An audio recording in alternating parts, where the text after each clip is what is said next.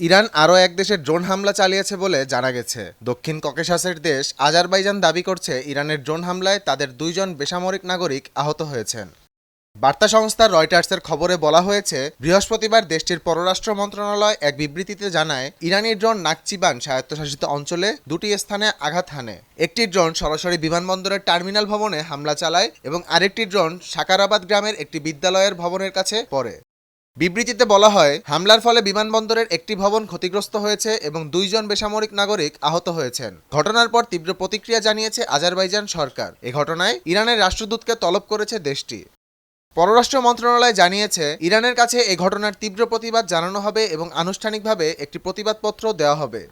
তবে এ অভিযোগের বিষয়ে এখন পর্যন্ত ইরানের পক্ষ থেকে কোনো আনুষ্ঠানিক প্রতিক্রিয়া জানানো হয়নি। আহমদ জামিল হক, নয়া দিগন্ত।